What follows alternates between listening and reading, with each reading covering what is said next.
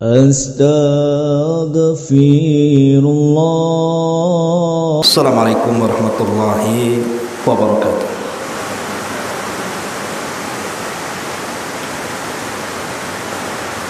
Alhamdulillah wassalatu wassalamu ala Rasulillah wa ala alihi wa sahbihi wa mawalah wa la hawla wa la quwwata illa billahi wa ba'd. Alhamdulillah, di pagi menjelang siang ini bisa duduk untuk bertalabul ilmi, dan kita masih meneruskan kajian kita membahas kitab Minhajul Muslim, dan kita sudah masuk ke materi tata cara pelaksanaan daripada solat. Ma'asyiral muslimat yang dimuliakan Allah Subhanahu wa taala, belajar bagaimana mengenal tata cara solat mulai dari bacaan hingga gerakan-gerakan solat, wajib bagi seorang muslim untuk tahu dan belajar, karena sah dan tidaknya sebuah ibadah itu ditentukan oleh ilmu pengetahuan. Karena orang jahil, mereka tidak akan sempurna ibadahnya. Hanya orang-orang yang berpengetahuanlah yang akan mampu menyempurnakan ibadahnya. Makanya kenapa kedudukan ilmu itu menentukan seseorang saat beribadah itu mendapatkan pahala atau tidak.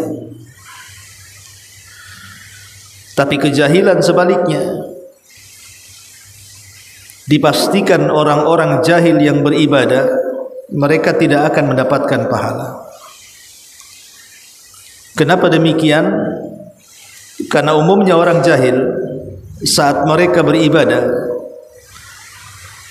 beribadah itu ikut-ikutan. Lihat orang solat, dia ikut solat. Lihat orang takbir, dia takbir. Berdiri, ikut berdiri. Membaca ini, ikut membaca ini, dan begitu seterusnya. Makanya kalau kita melihat di dalam hadis ketika berbicara soal fitnah kubur, ketika dua malaikat Munkar dan Nakir bertanya kepada orang yang mati, yang dihidupkan dalam kuburnya, apabila yang ditanya itu seorang mukmin dan berilmu, maka seluruh ujian-ujian yang ditanyakan dua malaikat ini akan mudah dijawab. Tapi sebaliknya, kalau dia bukan orang yang beriman dan dipastikan mereka jahil, maka mereka tidak akan sanggup untuk menjawab dua soalan malaikat itu. Makanya ketika ditanya orang jahil ini, siapa Rabbmu? Maka dia mengatakan, la adri, aku tidak tahu. La adri, aku tidak tahu. Kalimat aku tidak tahu dari jawaban ini menunjukkan dia jahil. Kalau dia orang alim tentu tidak akan mengatakan la adri, saya tidak tahu, pasti dia akan menjawabnya. Makanya apa yang terjadi karena dia tidak mampu menjawab, hanya mengatakan la adri, aku tidak tahu.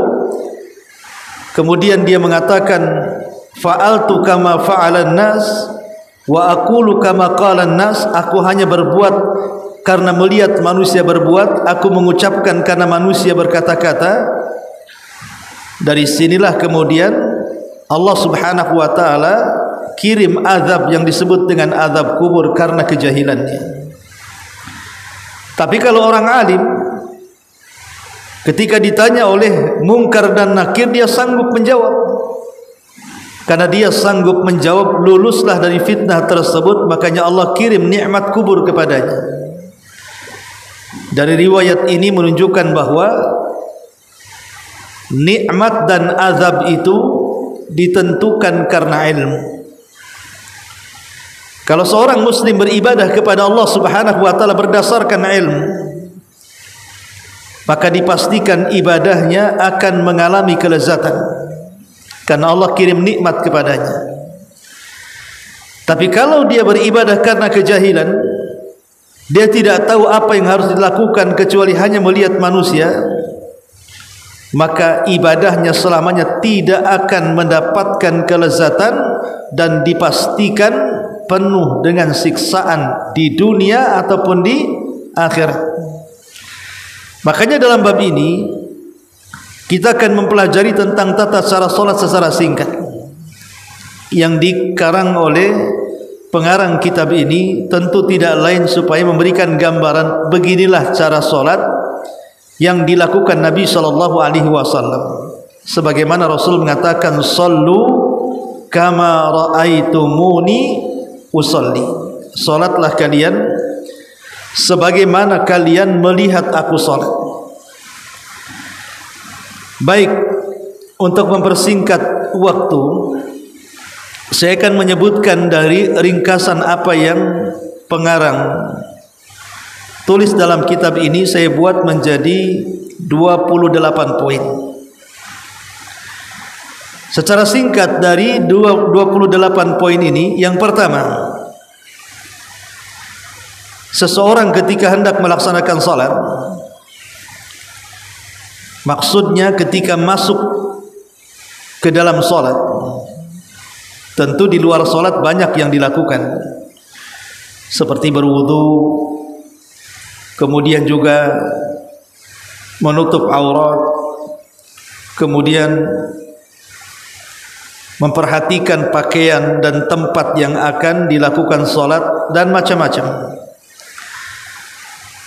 Tetapi ketika seseorang sudah masuk ke dalam salat, maka yang pertama adalah an yastaqbilal qiblata bi jami'i badanihi biduni inhirafin wala iltifat. Pertama, hadapkan seluruh badan kita ke arah kiblat tanpa ada kemerengan ataupun iltifat, menengok ke sana kemari. Jadi betul-betul badan kita itu dihadapkan ke arah kiblat secara keseluruhan. Tidak boleh mereng ataupun seseorang kemudian menoleh ke kanan dan ke kiri. Ini yang pertama. Kemudian yang kedua, an yanwi thumma yanwi as-salata. Kemudian mulai dia meniatkan salat. Dan niat itu adalah amalan hati, bukan amalan lisan. Karena kalau niat sudah menjadi amalan lisan, berarti bukan niat lagi, namanya zikir. Tetapi karena niat itu adalah amalan hati, berkaitan dengan ikhlas dan tidak, maka cukup dilafadkan dalam hati saja. Ini yang kedua. Yang ketiga, an yukabbira takbiratul ihram. Kemudian mulai bertakbir dengan mengucapkan takbiratul ihram. Maksudnya ucapan Allahu Akbar, itu disebut takbir. Dan kalau permulaan solat disebut takbiratul ihram. Kemudian diiringi dengan mengangkat kedua tangan. Lah, mengangkat kedua tangan ini ada dua perkara yang harus dipahami. Pertama, ketika mengangkat kedua tangan beriringan dengan takbiratul ihram kalimat Allahu Akbar, maka ada tiga kaifiyah. Pertama, seseorang membaca takbir dulu Allahu Akbar, kemudian mengangkat kedua tangan. Yang kedua, atau mengangkat kedua tangan kemudian bersedekap, kemudian baru mengucapkan Allahu Akbar. Kemudian yang ketiga, beriringan saat mengucapkan Allahu Akbar di waktu yang sama mengangkat kedua tangan. Ini yang pertama. Yang kedua, yang berkaitan dengan masalah takbiratul ihram, mengangkat tangan, adalah posisi sampai di mana tangan itu diangkat. Maka ada dua cara. Pertama, sejajar dengan kedua bahu, dan yang kedua sejajar dengan kedua daun telinga. Maka dua-duanya dibolehkan. Ini yang ketiga. Kemudian yang keempat, thumma yadha'a kaffa yadihi al-yumna 'ala dhahri kaffihi yadihi al-yusra fawqa sadri. Kemudian meletakkan tangan kanan dengan menindih tangan kiri, kemudian diletakkan di dada. Meletakkan kedua tangan saat bersedekap di dada itu ada dua kaifiyah. Boleh diletakkan antara pusar dan dada, arti diletakkan di tengah-tengahnya. Boleh juga diletakkan di dadanya. Adapun hadis yang meletakkan di bawah pusar, maka seluruhnya dianggap lemah. Jadi bisa diletakkan di bawah dada di atas pusar, atau diletakkan di atas dadanya. Kemudian yang kelima, kemudian dia mulai membaca doa iftitah. Tentu doa iftitah itu kan macam-macam, Bu. Tetapi lafaz terbaik dalam doa iftitah adalah Allahumma ba'id baini wa baina khataayaya kama ba'adta bainal masyriqi wal maghrib. Allahumma nakkini min khataayaya kama yunakka thawbul abyad min ad-danas. Allahumma ighsilni min khataayaya bil ma'i was salji wal barad. Ini lafaz terbaik dari seluruh lafaz-lafaz iftitah. Tetapi bukan berarti membaca doa-doa iftitah yang lainnya tidak dibolehkan, boleh. Apalagi kalau seandainya ibu bisa hafal semuanya. Semua lafaz-lafaz iftitah yang diajarkan Nabi ibu hafal. Kemudian ibu membaca iftitah berlainan. Mungkin hari ini yang dibaca, besok itu yang dibaca, lusa ini lagi yang dibaca.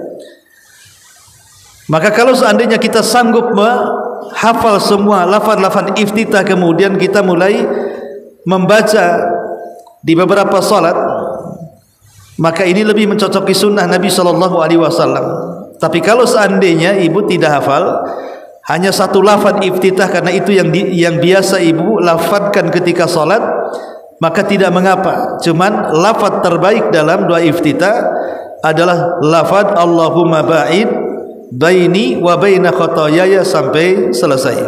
Ini yang kelima. Kemudian yang keenam, thumma yata'awwadha fayaqulu a'udzu billahi minasyaitonir rajim. Yang keenam kemudian mengucapkan ta'awudz. Setelah baca iftitah, ibu mengucapkan ta'awudz, a'udzu billahi minasyaitonir rajim. Tentu karena bagaimanapun salat ini adalah ibadah yang dibenci setan, terutama saat posisi sujud. Makanya setan sebisa mungkin menggoda anak Adam dengan merusak salatnya. Makanya kemudian saat permulaan salat kita disuruh ta'awud, meminta perlindungan kepada syaitan supaya kita tidak diganggu dalam salat kita. Kemudian setelahnya nomor 7, thumma yaqra surat al-fatihati. Kemudian mulailah dia membaca surah al-fatihah. Membaca surah al-fatihah tetap diawali dengan basmalah. Baik yang bacaan fatihahnya dikeraskan ataupun bacaan fatihahnya disirkan.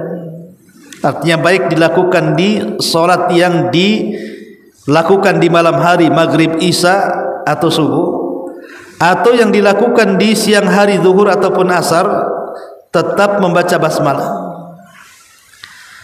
Dan kalau seandainya posisinya menjadi imam, maka basmalah ini boleh disirkan, boleh dijaharkan. Artinya boleh disembunyikan tapi tetap dibaca, tapi boleh juga dikeraskan. Dua-duanya boleh dilakukan. Kemudian yang nomor 8, thumma yaqra ma tayassara minal Qur'an. Kemudian mulai dia membaca yang mudah dari bacaan Quran. Salat wajib dengan salat sunnah itu harus dibedakan. Kalau salat wajib, ibu jangan terbebani dengan bacaan. Artinya surat apa yang ibu hafal itu yang ibu baca.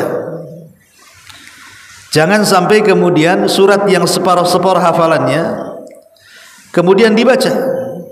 Jadi cukup membaca yang mudah dari Quran saja. Ibu cuman hafal Qul a'udzu birabbin nas, ya itu saja dibaca.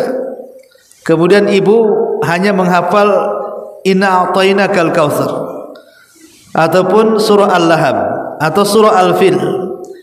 Maka jangan kemudian membebankan dengan surat-surat yang ibu belum hafal atau separuh-separuh hafalannya. Tidak perlu kalau salat wajib. Salat wajib itu baca yang mudah saja. Jadi baca yang mudah, jangan mempersulit. Kalau salat sunnah beda. Seperti ibu tahajud, ingin berlama-lama dalam tahajudnya. Masalahnya mungkin bacaannya ataupun hafalannya kurang. Makanya kalau ingin berlama-lama dalam salat, maka dibolehkan ibu untuk memegang mushaf. Jadi boleh memegang mushaf dan ibu bisa membaca sesuka ibu, entah sejuz, 2 juz, maka dibolehkan. Ya, sekali lagi, kalau salat sunnah boleh ibu memperberat diri dengan membaca lewat mushaf. Tapi kalau salat wajib jangan memberatkan diri. Yang ibu hafal itu yang dibaca. Karena bagaimanapun sedikitkan hal-hal yang bisa memberatkan dalam pelaksanaan kewajiban kepada Allah Subhanahu wa taala. Ini yang nomor 8. Kemudian yang nomor 9, thumma yarka. Kemudian dia mulai ruku. Saat ruku itu bentuk pengagungan kita kepada Allah Subhanahu wa taala. Ingat ya, saat ruku adalah saat kita mengagungkan Allah Subhanahu wa taala. Karena saat mengagungkan Allah Subhanahu wa taala, maka perlamalah saat ruku. Kemudian upayakan tumakninah saat ruku. Kemudian upayakan khusyuk saat ruku. Karena itu waktu di mana kita mengagungkan Allah Subhanahu wa taala. Makanya bacaannya juga Subhana rabbiyal azim. Maha suci ya Rabbku yang maha azim, yang maha agung. Jadi saat ruku adalah saat di mana kita mengagungkan Allah Subhanahu wa taala. Dan di saat ruku itu pula kesalahan-kesalahan kita digugurkan oleh Allah Subhanahu wa taala. Jadi kesalahan-kesalahan kita itu digugurkan lewat pundak-pundak kita yang sedang ruku kepada Allah Subhanahu wa taala. Maka jangan main-main dengan ruku.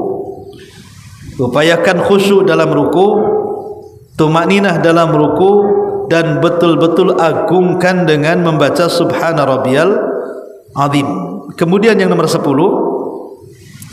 saat ruku membaca Subhana rabbiyal azim minimalnya 3 kali. Minimalnya 3 kali. Tetapi kalau ibu mau menambah bacaan Subhana rabbiyal azim umpamanya dengan ibu membaca subhanakallahumma bihamdika Allahumma gfirli, itu lebih baik lagi. Jadi kalau seandainya ibu menambah dengan subhana rabbiyal azim dengan bacaan subhanakallahumma wa bihamdika Allahumma gfirli, maka itu lebih baik lagi. Karena itu yang diucapkan Nabi SAW saat ruku. Baik, kemudian yang nomor 11, thumma yarfa'a ra'sahu. Kemudian Setelah ruku dia angkat kepalanya. Saat mengangkat kepala, saat itu juga ibu membaca kalimat Sami Allahu liman hamidah dan mengangkat kedua tangannya. Jadi berbarengan dengan bangkit daripada ruku ada dua perbuatan. Pertama, perbuatan lisan membaca Sami Allahu liman hamidah. Yang kedua, perbuatan badan dengan mengangkat kedua tangan sampai bahu atau sampai daun telinga saat mengangkat kepala dari ruku ketika membaca Sami Allahu liman hamidah. Kemudian yang nomor 12, kemudian setelah ibu bangkit daripada ruku ya, dalam posisi i'tidal berdiri sebelum sujud, maka di sini Nabi SAW juga mengajarkan doa Rabbana walakal ham mil'us samawati wal ardi wa mil'u ma syi'ta min syai'in ba'd. Rabbana walakal ham mil'us samawati wal ardi wa mil'u ma syi'ta min syai'in ba'd. Itu juga sangat dianjurkan membaca doa ini. Atau kalau tidak, maka cukup ibu membaca Rabbana walakal ham, atau ditambah dengan hamdan katsiran tayyiban mubarakan fih. Kemudian yang nomor 13, thumma yasjuda khusyu'an as-sajdatal ula. Kemudian setelah i'tidal ibu turun melakukan sujud yang pertama. Lah sujud ini adalah bentuk kita ini meninggikan Allah Subhanahu wa taala. Jadi kalau ruku kita mengagungkan Allah, kalau sujud kita sedang meninggikan Allah. Dan sujud ini ibadah yang paling agung dari seluruh gerakan salat. Jadi ibadah yang paling agung dari seluruh gerakan salat dari takbir sampai salam itu adalah posisi sujud. Makanya saya nasihati saat sujud pertama, maka tumakninah dengan cara menempelkan 7 anggota sujud. Apa 7 anggota sujud? 2 ujung kaki, 2 lutut, 2 tangan, kemudian dahi dan hidung menjadi 1. Ini harus betul-betul menancap di bumi. Kemudian yang kedua, tidak boleh main-main, di mana paha harus lurus supaya nampak bersungguh-sungguh dalam solatnya. Kemudian merenggangkan sikut menjauh dari lambung, jangan merapat ke lambung. Kemudian juga harus betul-betul kita ini sedang merendahkan diri kepada zat yang maha tinggi, karena saat sujud kita sedang meninggikan Allah. Dan saat ini pula kesalahan-kesalahan kita digugurkan, sama dengan posisi ruku. Posisi sujud pun, di mana dosa-dosa yang diletakkan di punggung dan di kepala itu dijatuhkan saat sujud. Makanya sebisa mungkin sujud ini dilamakan.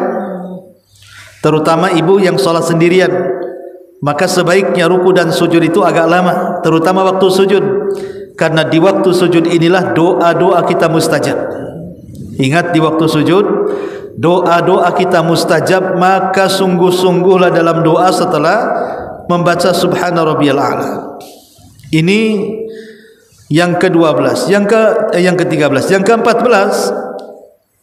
Kemudian bacaan dalam sujud subhana rabbiyal a'la minimalnya 3 kali. Kalau nambah dari 3 lebih baik, tapi paling sedikit 3 kali. Walaupun yang wajib 1 kali, yang 2 adalah sunnah, tapi bagaimanapun membaca 3 kali lebih afdal atau lebih. Atau kalau ingin menambah bacaannya, boleh subhanakallahumma rabbana wa bihamdika allahumma gfirli. Itu lebih baik lagi ya.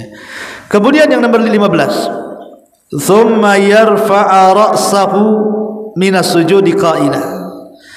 Kemudian dia mulai mengangkat kepalanya dari sujud sambil membaca Allahu Akbar. Kemudian ibu melakukan duduk di antara 2 sujud. Duduk di antara 2 sujud adalah di waktu kita disuruh untuk tumakninah. Jadi jangan tergesa-gesa, habis sujud duduk dulu, tenangkan dulu sambil membaca Rabbighfirli warhamni wahdini warzuqni wajburni wa'afini. Atau kalau ibu mungkin kurang hafal, maka cukup Rabbighfirli saja minimal 3 kali. Baru kemudian setelah itu bangkit sujud kembali, sujud kedua kalinya. Lah sujud kedua kalinya sama dengan sujud yang pertama, membaca subhana rabbiyal a'la 3 kali, atau kalau ibu mau nambah dengan subhanakallahumma rabbana wa bihamdika Allahumma gfirli, itu lebih baik lagi. Ini yang ke-16. Kemudian yang ke-17,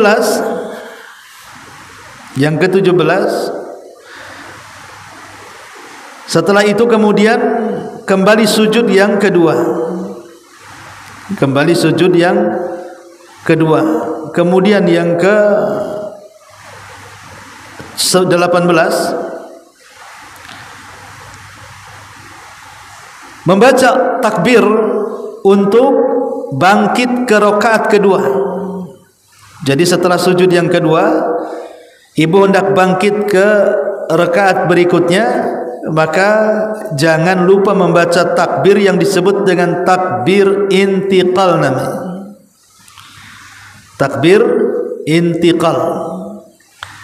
Sampai kemudian masuk ke rakaat kedua, berdiri ke rakaat kedua. Setelah berdiri, maka selanjutnya meletakkan tangan di dada. Yang ke-19 meletakkan tangan di dada seperti yang di rakaat pertama, bisa di bawah dada, di atas pusar atau di atas dada. Kemudian selanjutnya yang ke-20, kemudian duduk setelah rakaat, kemudian membaca Fatihah tanpa didahulukan dengan iftitah. Jadi iftitah itu 1 kali saja Bu ya di rakaat pertama. Kalau sudah masuk rakaat kedua, maka tidak usah membaca iftitah lagi. Karena iftitah itu artinya pembukaan, kan sudah dibuka, ya sudahlah kan, berarti tidak perlu membaca lagi. Lalu apa yang dibaca pada rakaat yang kedua? Cukup membaca Fatihah dan membaca surat. Membaca Fatihah dan membaca surat. Kalau seandainya di dalam bacaan surat itu kemudian ibu lewat dengan bacaan-bacaan ayat-ayat sajdah.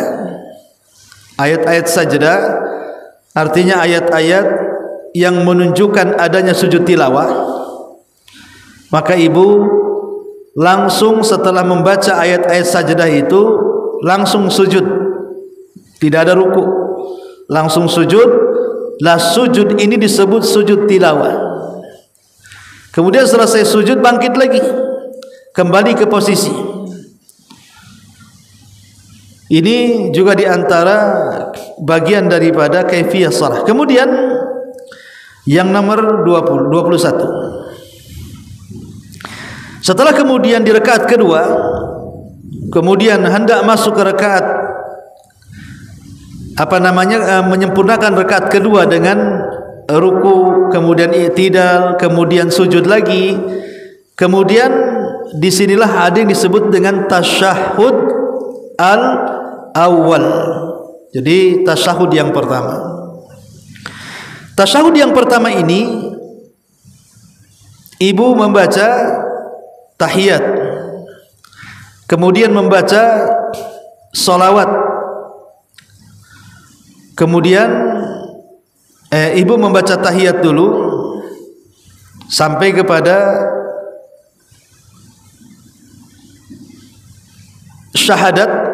Kemudian selepas syahadat, apakah kemudian membaca salawat setelah syahadat, ataukah kemudian bergerak ke rakaat berikutnya? Wallahu alam, pendapat yang saya pribadi memilihnya, di tasyahud yang pertama itu cukup sampai syahadat saja Bu. Jadi bacaannya at-tahiyatu lillahi wassalawat wat thayyibat Assalamu alayka ayyuhan nabi wa rahmatullahi wa barakatuh, dan assalamu alayna wa ala ibadillahi salihin, asyhadu an la ilaha illallah wa asyhadu anna Muhammadan abduhu wa rasuluh. Sampai di sini. Ini bacaan pada tasyahud yang pertama. Kemudian setelah bacaan tasyahud yang pertama, ibu bangkit ke rakaat ketiga. Berarti kalau salat maghrib itu rakaat terakhir. Tapi kalau salat yang 4 rakaat berarti masih menunggu 2 rakaat lagi untuk menyempurnakan salatnya. Apabila selesai menyempurnakan salat rakaat terakhir, baik yang 2 rakaat, 3 rakaat atau 4 rakaat, subuh, maghrib atau zuhur, isya dan asar yang 4 rakaat, maka masuk kemudian ke rakaat terakhir, ruku, i'tidal, kemudian sujud, duduk di antara 2 sujud, sujud lagi, kemudian tasyahud akhir. Lah dalam tasyahud akhir tentu bacaannya harus disempurnakan, berbeda dengan tasyahud yang pertama, di mana pada tasyahud yang terakhir itu bacaannya adalah at-tahiyatu lillahi wassalawatu wattayyibat, assalamu alayka ayyuhan nabi wa rahmatullahi wa barakatuh, assalamu alayna wa ala ibadillahi salihin, asyhadu an la ilaha illallah wa anna Muhammadan abduhu wa rasuluh. Kemudian ditambah dengan salawat Ibrahimiyah, Allahumma salli ala Muhammad wa ala ali Muhammad kama sallaita ala Ibrahim wa ala ali Ibrahim innaka hamidum majid, wa barik ala Muhammad wa ala ali Muhammad kama barakta ala Ibrahim wa ala ali Ibrahim innaka hamidum majid. Maka inilah disebut dengan salawat Ibrahimiyah. Pertanyaannya, kenapa di tasyahud yang pertama ibu tidak dianjurkan membaca salawat, sementara di tasyahud akhir ibu dianjurkan baca salawat? Maka jawabannya, karena di tasyahud terakhir itu ada doa. Jadi tasyahud terakhir itu ada doa, Bu. Kalau di tasyahud pertama tidak ada doa, tapi di tasyahud terakhir itu ada doa. Doa dari 4 perlindungan. Allahumma inni a'udzubika min adzabi jahannam wa min adzabil qabri wa min fitnatil mahya wal mamat wa min syarri fitnati masihid dajjal. Kemudian setelah itu ibu berdoa, terserah entah membaca doa yang biasa dibaca Rasul, Allahumma inni a'udzubika minal ma'tham wal maghram, atau ibu membaca Rabbana atina fid dunya hasanah wa fil akhirati hasanah wa qina adzabannar, atau ibu terserah mau baca apa saja sebelum salam. Lah karena di tasyahud terakhir ada doa, sementara di tasyahud awal tidak ada doa, makanya salawat itu diletakkan di tasyahud akhir. Kenapa? Karena di antara adab orang sebelum berdoa adalah memuji Allah dan bersalawat kepada Nabi sallallahu alaihi wa ala alihi wasallam. Baru setelah itu ibu pun salam ke kanan dengan membaca assalamualaikum warahmatullah, kemudian salam ke kiri juga mengucapkan kalimat yang sama. Ma'asyiral muslimat yang dimuliakan Allah Subhanahu wa taala, baru tentunya setelah salam, di situ sangat dianjurkan seseorang tidak langsung berdiri pergi, tapi di situ ada zikir dan juga wirid-wirid yang diajarkan Nabi sallallahu alaihi wasallam kepada kita. Mulai daripada membaca istighfar 3 kali, kemudian setelah itu membaca ayat-ayat dalam Quran seperti surat Qul a'udzu birabbil nas, Falaq, Ikhlas, ayat kursi, kemudian bertasbih 33, takbir 33, tahmid 33, genapkan 100 dengan la ilaha illallah wahdahu la syarikalah.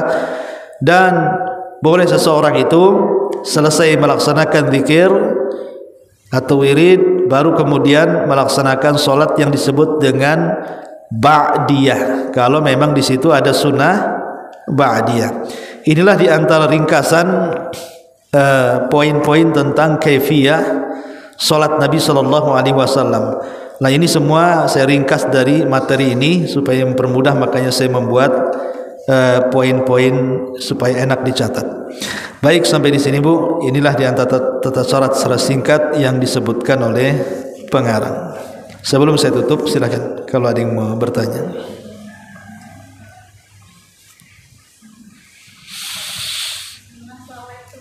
Iya, Bu. Jika kita sholat berjamaah, kita kan perlu membaca subhanallah itu 3 kali, Ustaz.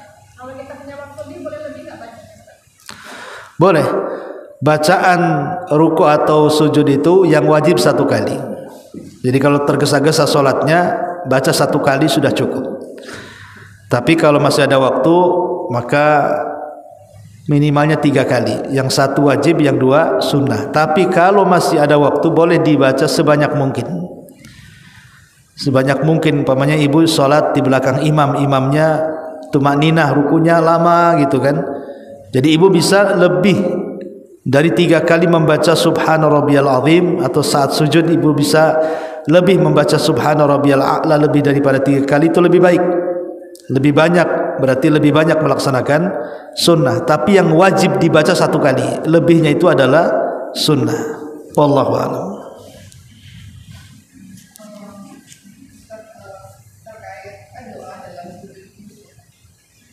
Ya.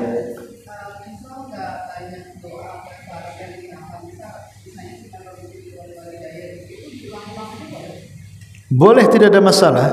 Pemanya ibu setelah membaca subhana rabbiyal a'la, ya, ataupun ditambah dengan subhanakallahumma rabbana wa bihamdika allahumma ighfirli, maka boleh kita menambah dengan doa-doa yang kita hafal dari Quran atau sunnah, itu lebih baik. Tapi kalau tidak hafal doa-doa dari Al-Quran dan sunnah, maka boleh menggunakan doa menggunakan bahasa masing-masing. Apakah perlu diletakkan dalam hati? Tidak perlu, boleh dilafadzkan. Ya, boleh dilafadzkan mungkin dalam bahasa Indonesia, atau Allah paham dengan apa yang kita ucapkan. Itu bagi yang tidak mampu mengucapkan bahasa Arab. Tapi kalau dia seorang pelajar, belajar bahasa Arab, dan dia banyak hafal doa-doa dari Al-Quran Sunnah, sebaiknya doa-doa warid yang dibaca. Wallahu a'lam. Waalaikumsalam.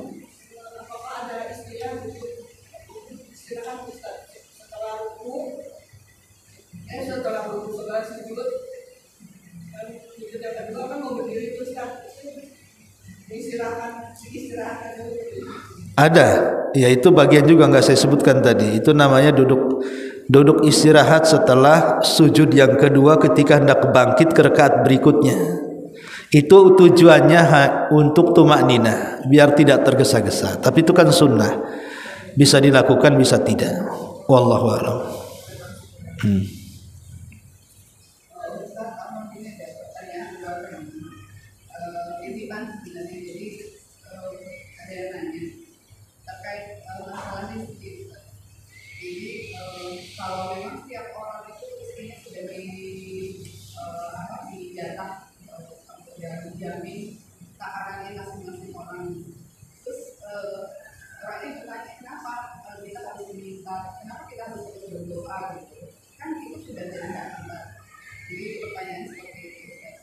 Oh, maksudnya sudah ditentukan takdirnya, ngapain doa gitu?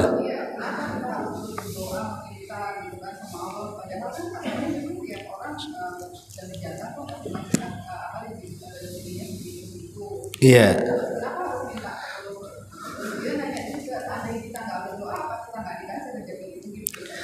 Ya, alhamdulillah. Doa itu ibadah.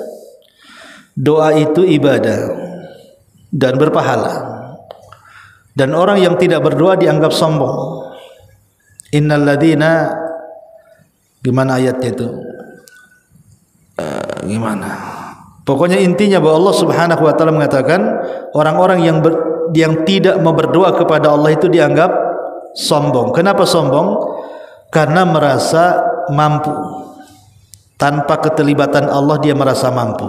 Dan itulah hakikat orang sombong. Kita ini makhluk lemah. Dalam kondisi apapun sangat berhajat dengan Allah. Kalau dia tidak berdoa artinya tidak perlu dengan Allah. Berarti dia sombong. Adapun kenapa kemudian kaitan kok kita harus meminta dan berdoa sementara takdir sudah ditetapkan? Tidak, doa itu untuk memperlancar takdir. Bukankah Nabi SAW mengatakan la yaradul qada illa doa? Tidak ada yang bisa merubah keputusan atau ketentuan takdir itu kecuali dengan doa. Jadi doa ini terkadang bisa merubah takdir. Tapi yang dimaksud takdir di sini adalah di catatan para malaikat bisa berubah. Saat kita berada di janin ibu kita, kan malaikat kan mencatat, Bu. Rizki ibu sekian, ajal ibu sekian, bahagia ibu sekian, celaka ibu sekian, itu dicatat. Lah yang di tangan para malaikat ketika mencatat itu, takdir-takdir kita itu bisa berubah, Bu. Dengan cara apa? Dengan cara doa. Jadi doa itu bisa merubah takdir. Makanya kenapa kemudian kita juga tidak boleh meninggalkan doa. Justru dengan doa itu menambah rizki. Ya, wallahu a'lam. Selanjutnya Ustaz, apakah di saat sujud kan kita boleh menambah doa ya Ustaz? Apakah durasinya itu kadang ada yang panjang doanya tidak sama waktu sujudnya itu sama diperbolehkan? Iya, kalau lagi sujud lihat posisinya, ibu sholat jamaah atau sholat sendirian. Kalau sholat sendirian ya sesuka ibu. Bahkan Sufyan Ats-Tsauri itu sujud selama 7 kali tawaf. Satu kali tawaf berapa putaran, Bu? 7 kali 7 tawaf berapa putaran tuh? Itu Sufyan Ats-Tsauri sekali sujud seperti 7 tawaf. 7 kali tawaf, sementara satu tawaf itu 7 putaran, saking lamanya. Maka tidak ada masalah kalau kita mampu sujud selama itu dan berdoa sekhusyuk, ya. Tapi kadang-kadang kita tidak mungkin lama. Kalau lama itu tidur itu biasanya. Ya, maksudnya yang sesuai dengan kemampuan kita. Silakan, makin lama sujud makin baik. Tapi digunakan untuk berdoa, bukan digunakan untuk yang lainnya. Wallahu a'lam.